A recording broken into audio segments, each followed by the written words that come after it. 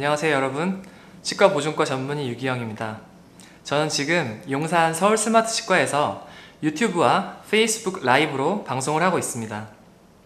저희 인터오랄은 치과 의사를 위한 유튜브 채널로서 강의, 토크쇼, 언박싱 등 다양한 컨텐츠의 영상을 제작하여 업로드할 예정입니다. 여러분들의 많은 관심 부탁드립니다. 네, 오늘 촬영은 이창원 원장님과 정태경 원장님께서 도와주고 계십니다. 오늘은 인터오랄의 첫 번째 라이브 방송으로 임상과 관련된 주제인 전자근관장 측정기 구매 팁과 활용법에 대해 말씀드리도록 하겠습니다. 강의 도중 질문이나 궁금증이 있으시면 코멘트 해주세요. 강의 끝난 후에 답변을 할 수 있도록 하겠습니다. 간단히 제 소개를 먼저 드리면 저는 단국대학교 치과대학을 졸업하고 모교에서 보존과 수련을 받았으며 현재 남상치과와 서울스마트치과에서 엔도페이로 근무하고 있습니다. 또한 에이펙스 근관치료연구회 회원으로 활동 중이며 라성호 원장님께서 지도하시던 미러워크 세미나를 이어받아서 진행하고 있습니다. 제가 전자근관장 측정기에 관심이 많다 보니 갖고 있는 제품이 좀 많죠. 오늘 말씀드릴 내용은 전자근관장 측정기의 구매 팁과 활용법입니다. 선생님들하고 말씀을 나눠보거나 덴포토에 올라와 있는 전자근관장 측정기와 관련된 질문들을 보면 의외로 매뉴얼상의 정확한 사용 방법을 모르시는 경우가 많다고 느껴져서 잘못 쓰고 있다 라는 제목을 붙여보았습니다.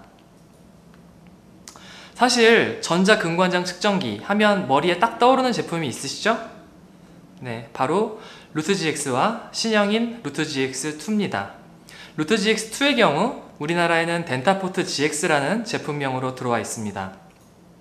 제가 세미나를 들으신 선생님들께 혹시 이 두 제품 말고 다른 전자근관장 측정기 쓰시는 분이 계세요? 하고 여쭤보면 거의 없습니다. 그만큼 대부분의 우리나라 치과의사가 이 제품을 쓰고 있다고 해도 과언이 아닐 것입니다. 그런데 루트GX 쓰면서 혹시 이런 경험 없으세요? 첫 번째로 에이펙스 사인을 정말 힘들게 얻었는데 나중에 필링을 하고 엑스레이를 찍어보니까 너무 오버가 되어 있는 경우, 그리고 두 번째로 신호가 너무 널뛰어서 도저히 오늘 근관장을 잡을 수가 없는 경우 있으시죠? 저도 똑같이 경험을 했었습니다.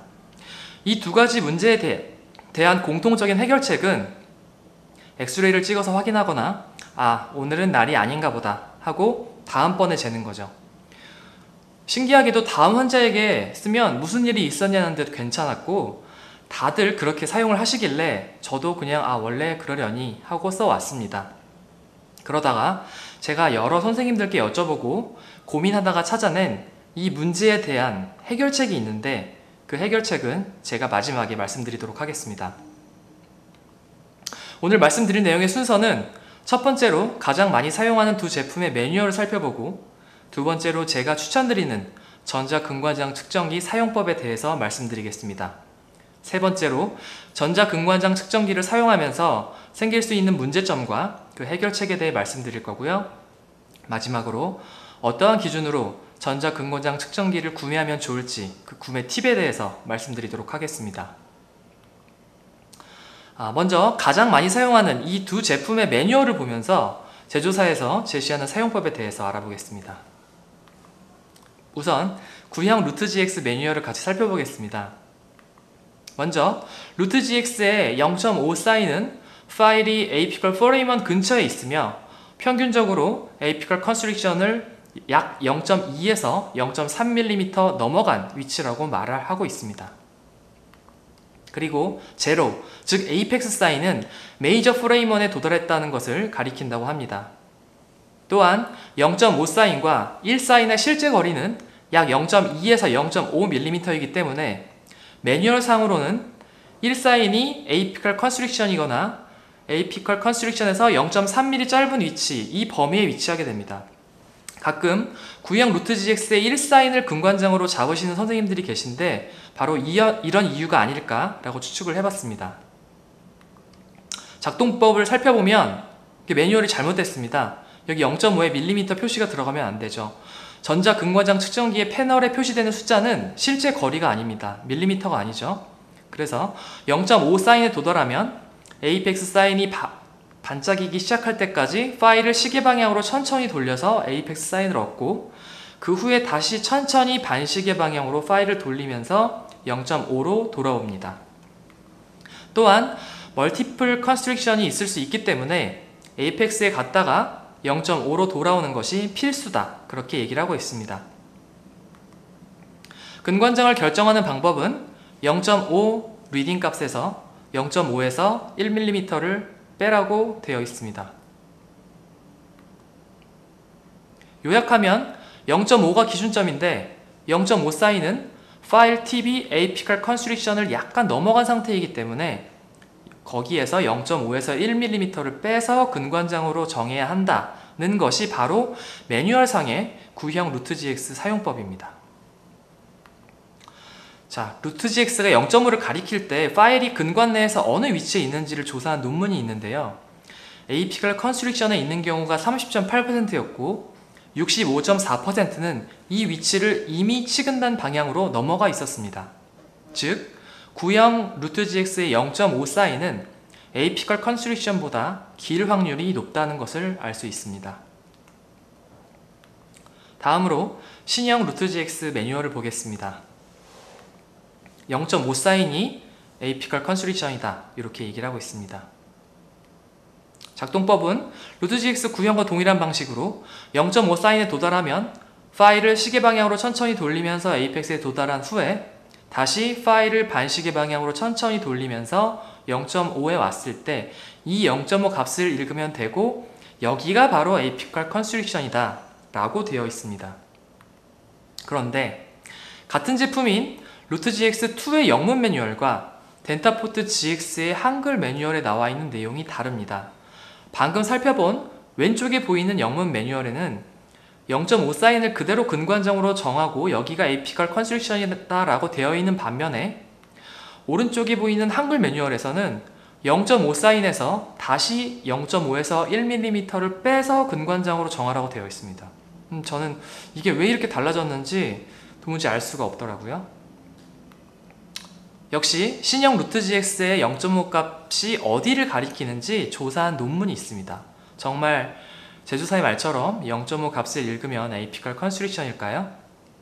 다음의 표는 덴타포트 GX 0.5 값과 레디오그래픽 에이펙스와의 거리를 측정한 표입니다. 엑스레이 사진상에서 파일이 치근단과 일치한다면 오버되었다고 보는 게 맞기 때문에 0.5 사인의 약 13%의 경우 apical foramen을 넘어간 것으로 생각을 할 수 있겠습니다. 어쩌면 그래서 한글 매뉴얼에 0.5 사인에서 0.5에서 1mm를 빼라고 적은 것인지도 모르겠다는 생각을 해봤습니다. 또한 약 68%의 경우 방사선학적 치근점에서 약 0.6에서 2mm 짧은 위치에 있음을 알 수 있습니다. 그래서 지금까지 살펴본 바에 의하면 신형 구형 할 것 없이 그냥 루트gx의 0.5를 기준으로 잡으면 된다, 이렇게 생각하시는 선생님들이 많으신데, 그러기에는 0.5 기준 자체가 다소 불안하지 않나? 저는 그렇게 생각이 됩니다. 그래서 여러 논문과 책에서는 0.5를 기준으로 잡으라는 제조사의 매뉴얼과는 조금 다른 이야기를 하고 있는데요. 즉, 루트gx는 apical constriction을 잡을 능력이 없으며 apical foramen, 즉 메이저 포레이먼을 잡을 때만 사용해야 한다는 내용입니다. 1999년과 2004년에 이러한 보고가 있었습니다. 2013년도에 나온 헐스만과 샤퍼 선생님의 책에도 역시 아무리 신형 전자 근관장 측정기를 할지라도 apical constriction을 직접 잡을 능력은 없으며 apical foramen과 apical constriction 사이의 지점을 잡을 수 있다고 했습니다.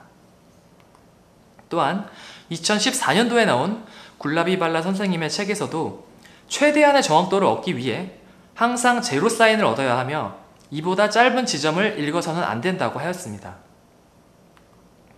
부산대 김현철 교수님께서도 2011년도에 덴포라인에 기고하신 글에서 에이펙스 혹은 제로 위치가 신뢰도를 가장 높게 보여주기 때문에 에이펙스가 가리키는 길이에서 0.5mm를 빼서 근관장으로 설정한다고 하셨습니다. 이렇게 에이펙스 마크에서 0.5mm를 빼라는 의미는 그 지점이 정확히 에이픽을 컨스트릭션이라서 라기보다는 전자근관장 측정기가 가장 정확하게 잡을 수 있는 지점인 메이저 포레이먼의 길이를 잡고 그것보다 조금 짧게 근관장을 설정하여 근관 내로 기구 조작을 한정시키려는 그런 의미로 생각해야 하지 않을까 싶습니다. 지금까지의 내용을 바탕으로 전자근관장 측정기 사용 방법을 순서대로 살펴보겠습니다. 먼저 주의사항을 살펴보면요. 카디악 페이스메이커 그리고 전기 소작기, 보비와 함께 사용하지 않도록 하고 있습니다. 또한 맨 마지막에 보시면 무전기라든지 휴대용 리모컨 그리고 휴대폰을 함께 사용했을 때에는 혼용의 위험이 있기 때문에 함께 사용하지 않도록 그렇게 하고 있습니다. 그리고 사용하기 전에 정상적으로 작동하는지 확인을 해야 됩니다. 이것은 루트GX 신형 매뉴얼에 나와 있는 내용인데요. 먼저 첫 번째로 전원을 켜고 두 번째로 립 클립과 파일 홀더를 연결을 하면 삐 소리가 나면서 끝까지 눈금이 들어오게 됩니다. 이것은 최근에 출시되는 전자근관장 측정기의 경우에 동일하게 이렇게 작동을 확인할 수 있는데요. 제가 라이브로 각 전자근관장 측정기마다 어떻게 작동을 확인할 수 있는지 보여드리도록 하겠습니다. 네. 지금 보시면 맨 왼쪽에 보시는 제품이 픽시고요. 여기 보시는 제품이 빙고 프로 그리고 루트GX 신형이고 루트GX 9형입니다. 그래서 먼저 저 같은 경우는 다들 이렇게 사용을 하고 계시죠? 예, 이렇게 립툭이 환자 입안에 들어가는 거기 때문에 항상 멸균 소독을 해서 개별 포장을 해서 이렇게 사용을 하고 있고요. 제가 전자근관장 측정기를 딱 켜면 저는 요건 이 빙고 프로를 주로 사용하는데 딱 켜면 직원이 요걸 꺼냅니다. 요걸 꺼내서 꽂은 후에 이렇게 연결을 해서 정상적으로 작동하는지 여기 보시면은 케이블이 연결이 안 되어 있네요. 정상적으로 작동을 하는지 보면 여기 녹색으로 보이세요? 녹색으로 이렇게 녹색으로 이제 연결이 됐다는 표시가 들어옵니다. 이걸 확인한 후에 저한테 이제 파일 클립을 이렇게 전해줍니다. 자, 그래서 지금 픽시랑 다른 전자근관장 측정기가 어떻게 반응하는지 보여드릴게요. 요건 이제 픽시라는 덴시플라이사의 제품인데요.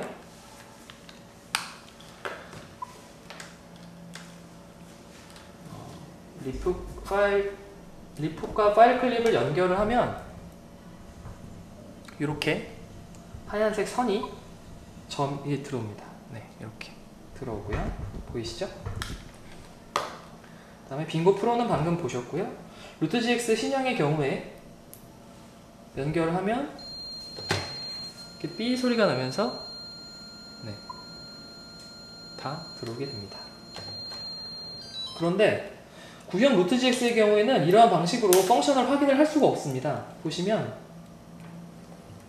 이런 식으로 돼 있는데 자세히 보시면 순간순간 널뛰어요. 얘가 확 널뛰거든요.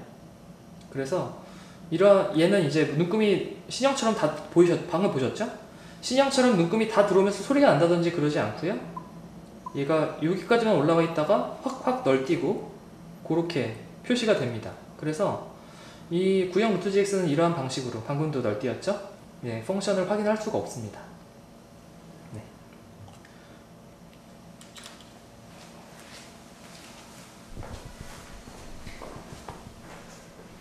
그 다음에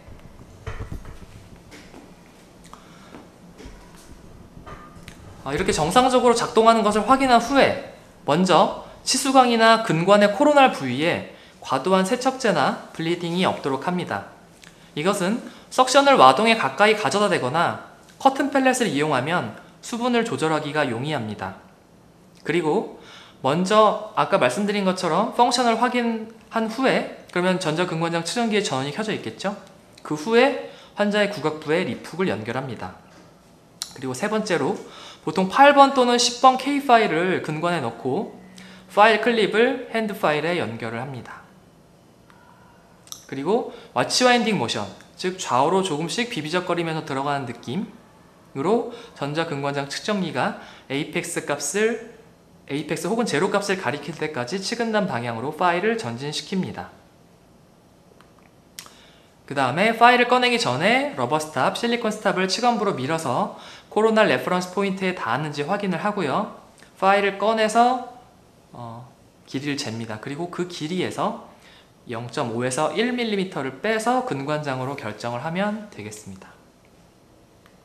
자, 지금까지 말씀드린 전자근관장 측정기 사용법을 동영상으로 살펴보면 다음과 같습니다. 먼저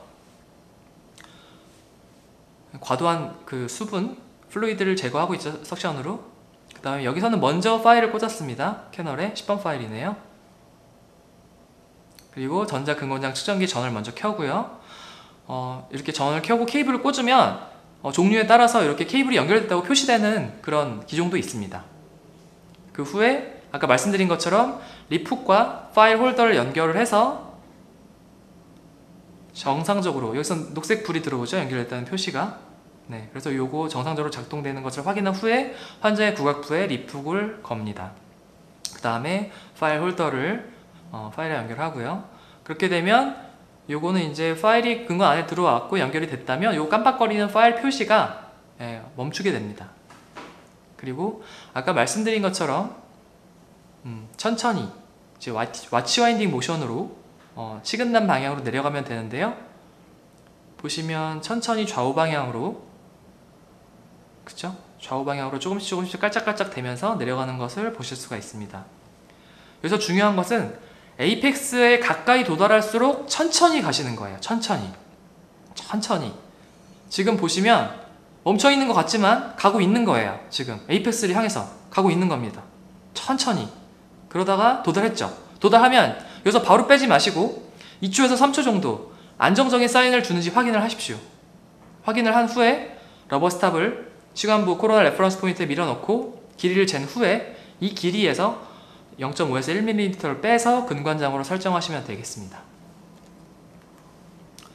전자 근관장 측정기를 사용함에 있어서 몇 가지 팁을 말씀드리면, 특히나 만곡 근관에서 만곡이 펴지면서 근관장이 줄어들게 됩니다.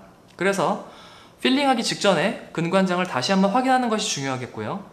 값이 이렇게 널뛰는 경우가 있습니다. 값이 널뛸 때 근관을 건조시키고 RC 프랩과 같은 EDTA 페이스트를 넣은 상태로 근관장을 재면 안정적인 값을 얻을 수 있는 경우가 있습니다. 또한 값이 재현성이 있고 일관성이 있어야 됩니다. 파일이 근단부로 진행하면 눈금도 그에 맞춰서 같이 내려가야 됩니다. 파일은 근단부로 진행을 하는데 눈금이 내려가다가 다시 올라간다, 이러면 믿을 수가 없는 값인 거죠. 또한 반복해서 쟀을 때도 거의 비슷하거나 동일한 길이가 나와야겠습니다. 그리고 가끔 근관이 큰 경우에 근관에 꽉 끼이는 큰 파일이 작은 파일보다 더 정확하게 측정될 수 있습니다. 그리고 NaCl보다는 셀 라인이 근관 내에 있는 상태에서 근관장을 측정할 때 보다 더 안정적인 값을 얻을 수 있다고 합니다. 개인적으로는 근관장을 다 잰 후에 NaCl을 사용하고 있습니다. 또한 근관 입구를 먼저 넓히지 않고 근관 성형을 했을 때에는 근관장의 변화가 0.73mm가 나타났는데 당연히 짧아졌겠죠. 근관 입구를 먼저 넓히고 근관 성형을 한 경우 근관장이 0.22mm가 짧아졌다고 합니다. 따라서 여기 보시는 것과 같은 코로날 플레어링용 나이타입 파일을 사용해서 근관 입구 부위를 먼저 넓힌 후에 근관장을 측정하고 근관을 성형한다면 근관 형성에 따른 근관장의 변화도 적어질 것이고요. 나이타입 파일을 사용하는 과정에서 근관장이 짧아짐에 따라 발생할 수 있는 오버 인스트루멘테이션도 최소한으로 할 수 있을 것입니다. 또한 근관 내에 남아있는 수산화칼슘이 많으면 루트-GS의 정확도가 떨어진다는 논문이 있습니다. 그렇기 때문에 수산화칼슘을 적용하신 다음에는 EDTA 또는 NaOCl로 세척을 충분히 하시면서 MAF 파일로 파일링을 해서 수산화칼슘을 최대한 제거한 후에 근관장을 재는 것이 좋겠습니다. 다음으로 전자 근관장 측정기 사용 시에 발생할 수 있는 문제와 그 해결법을 살펴보겠습니다. 오리지널 루트GX 설명서에 있는 트러블 슈팅 가이드인데요. 제가 좀 보기 좋게 만들어 봤습니다. 넘어갔네요. 네. 먼저 보시면 원장님 저 아이패드 좀 갖다 주시겠어요? 네. 보시면 인스턴트 리딩이라고 나와 있죠? 인스턴트 리딩은 근관장 루트GX에 연결을 하자마자 오버사인이 나오는 게 인스턴트 리딩이죠. 요거는 웻 펄프 체인버, 사실 이상적으로는 펄프 체인버는 드라이하고 루트 캐널은 웻한 그런 상태가 가장 이상적인 경우인데, 펄프 체인버에 너무 수분이 많은 경우에 파일을 넣자마자 그리고 GX에 연결을 하자마자 오버사인이 날 수 있다는 얘기입니다. 그리고 파일이 메탈 크라운이나 메탈 필링에 닿았을 경우에, 이런 경우에 당연히 오버사인이 날 수 있겠죠. 이건 많은 분들이 알고 계실 거고요. 노 리딩은 넣어도 들어가도 신호가 안 잡힌다는 얘기인데요. 에이피칼 오프닝이 데브리, 잔사로 인해서 블락되어 있는 경우, 막혀 있는 경우에 이렇게 신호가 안 날 수 있고요. 그 다음에 에이펙스 근처에서 급격한 커베처, 망곡이 있는 경우에도 역시 신호가 안 날 수 있다고 합니다. 그리고 에러틱 리딩이라 그래가지고 좀 불안정한 경우, 이렇게 널뛰는 경우가 있을 수 있는데 오퍼레이터 에러가 있습니다. 오퍼레이터 에러는 푸시 앤 풀로 하지 않는 거죠. 이렇게 칼로 찌르듯이 파일을 넣는 게 아니라 아까 제가 말씀드린 것처럼 조심스럽게 좌우로 비비적거리는 동작으로 왓치 와인딩 모션으로 진행을 하면 되겠고요. 여기서는 이게 로테이트 젠틀리라고 나와 있네요. 그리고 에이펙스 근처에 펄프 티슈가 너무 많으면 이게 또 불안정한 리딩을 얻을 수 있다고 합니다. 그래서 펄프 티슈를 조금 제거를 하고, 먼저 제거를 한 후에 그 다음에 근관장을 재면 조금 안정적일 수 있다고 하고요. 그 다음에 말씀드린 것처럼 NaOCl에 서피스 텐전이 있기 때문에 불안정한 경우가 있습니다. 그래서 이런 경우에 이제 물이나 이런 걸로 바꿔서 재시면 안정적일 수 있고요. 셀라인이나 그 다음에 글라이드가 이제 RC 프랩과 같은 그런 EDTA 페이스트인데, 이거를 근관 내에 넣고 재면 안정적으로 잴 수 있는 경우가 있다, 그렇게 얘기를 하고 있습니다. 그리고 다음에 보시는 거는 이제 신형 루트GX의 트러블 슈팅인데요. 구형과 비교해서 추가된 부분만 좀 살펴보면 인스턴트 리딩의 클래시피케이션이 있습니다. 이게 무슨 말이냐면, 제가 봤을 때는, 그리고 쉐입 코로날 3분의 1을 먼저 쉐입하라고 돼 있죠, 리딩 하기 전에. 이거는 정말 클래시피케이션이 심한 경우에 신호가 계속 안 나다가 에이펙스에 도달하면 갑자기 오버사인이 나거든요. 저는 이걸 얘기하는 것 같아요. 그렇기 때문에 먼저 3분의 1을 넓혀줘서 그쪽에 수분이 들어갈 수 있는 그런 여건을 만들어 준다면 이렇게 인스턴트 리딩이 갑자기 나는 경우는 없을 거고요. 그 다음에 에러틱 리딩에서 보면 립 클립이 드라이한 경우에 에러틱 리딩이 일어날 수 있다고 되어 있거든요. 가끔 보면 이제 그 20번대나 30번대 치아를 이제 그쪽으로 이제 제가 이제 10번대나 40번대를 치료할 때 반대편이죠. 20번대, 30번대 구각부에 립 클립을 걸게 되는데, 보통 그건 이제 직원들한테 걸어달라고 제가 부탁을 하는데, 이게 공포가 씌워져 있다거나 러버댐이 씌워져 있다거나 하면은 제대로 못 거는 경우가 있습니다. 그리고 너무 이제 뮤코자가 좀 드라이한 경우에 컨택이 잘 안 되는 경우가 있어요. 그런 경우에 저는 립 클립을 빼서 조금 3웨이 시린지로 물과 바람을 같이 해가지고 이렇게 좀 촉촉하게 한 다음에 구각부에 걸면 괜찮고요. 여기에서는 이제 립 클립을 환자의 그 손에 쥐어주라고 되어 있습니다. 웻 거즈. 저는 이렇게까지 해보진 않았는데 이게 될지는 잘 모르겠습니다. 그 다음에 파일이 너무 작은 경우에, 아까 제가 말씀드렸죠, 에이펙스보다 파일이 너무 작으면 이게 좀 인코렉트 리딩이 될 수 있기 때문에 에이펙스 사이즈에 맞는 그런 파일의 크기로 근관장을 잴 것을 추천하고 있습니다. 다음으로 정말 다양한 전자 근관장 측정기 제품들이 있는데 과연 어떠한 기준으로 고르는 것이 좋을지에 대해서 알아보겠습니다. 첫 번째로는 안정성과 일관성이 있는 제품이어야 한다고 생각을 합니다. 이승종 교수님께서 이런 말씀을 하셨습니다. 전자 근관장 측정기가 어느 지점을 가리키던지 간에 그 지점이 일관성이 있고 그 지점이 치아에서 어느 위치인지 안다면 정확한 길이를 얻을 수 있다.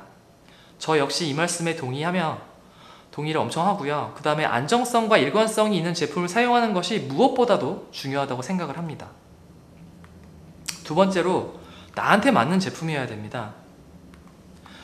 제가 좋다고 추천을 받아서 써봤는데 도저히 잘 못쓰겠던 그런 제품들이 있습니다. 바로 왼쪽에 보시는 메타바이오메드의 아이루트 100이라는 제품이고요.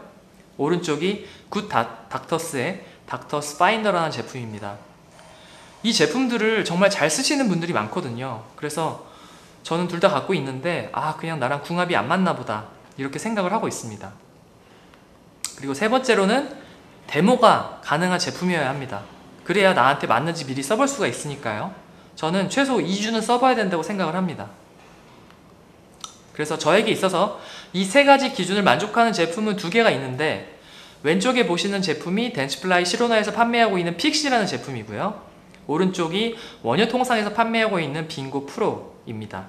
개인적으로는 안정성과 일관성 측면에서 루트 GX보다 더 낫다고 느끼고 있습니다. 제가 아까 이 문제에 대해서 제가 알게 된 해결책이 어떤 것인지 말씀드린다고 했잖아요. 말씀을 드리겠습니다. 바로 루트 GX 말고 다른 제품을 사용해 보시는 겁니다. 여기 보시는 제품들. 좀 허무하시죠? 그런데 대부분의 선생님들께서 전자근관장 측정기 하면 루트 GX라는 고정관념을 갖고 계시고 그 안에서 답을 찾으려고 하시거든요. 저도 예전에 그랬고요.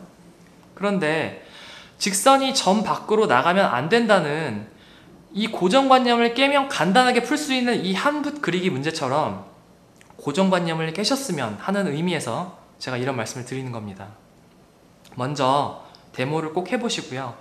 본인에게 맞는 전자근관장 측정기를 찾으신다면 전자근관장 측정기로 인한 스트레스가 훨씬 줄어들 것이라고 저는 확신합니다.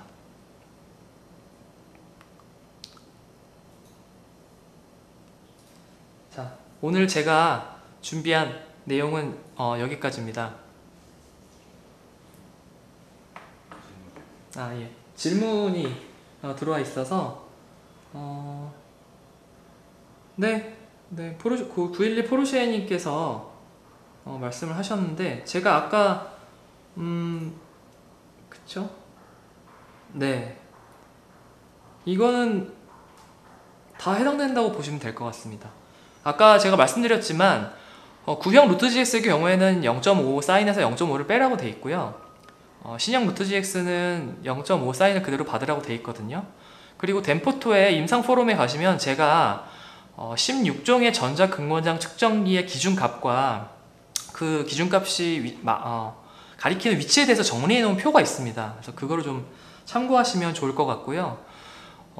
기본적으로 모든 어떤 근관장 측정기든지 특히 루트 GX는 더 그게 심하다고 생각하는데, 에이펙스 사인이 가장 저는 안정적이라고 봅니다. 논문이나 교과서에도 그렇게 많이 나와 있고요. 그래서 에이펙스 사인을 잡고요. 거기에서 0.5mm 빼면 그게 가장 저는 안정적으로 잡을 수 있는 값이 아닌가 그렇게 생각을 합니다. 제 영상을 아마 처음부터 보셨으면 좀 질문에 대한 답이 되지 않으실까 싶습니다. 네. 인도 2875님은 제가 어떤 분인지 아는데 감사합니다. 봐주셔서. 네, 제가 오늘 준비한 내용은 여기까지입니다. 근관장 측정기 사용법과 구매에 있어서 도움이 되셨기를 바랍니다. 끝으로 저희 채널에서 업로드 예정인 동영상을 보여드리도록 하겠습니다. 사랑이 발치할 때도 저희 ATC에서는 이제 버티컬 매트리스 수처를 많이 하잖아요. 그 사랑이 발치할 때도 그런 거를 중간중간 해봐요. 그냥 환자 뒤에 없고 그냥 딱히 뒤에 기다리는 것도 없으면 그냥 봉합을 깨끗이 해줘야 되겠다 싶으면 그때도 매트리스 수처로도 봉합해주고 이런 것들 나중에 스티치아웃 할 때 보고, 항상 피드백이 필요하죠. 항상 그 중요한 거는 내가 뭔가를 했을 때 그 뭔가 한 거의 결과를 임상적인 그 결과를 항상 피드백해서 그거를 본인이 내가 뭘 잘못했구나, 그거가 되게 중요한 것 같아요. 그냥 그거 없으면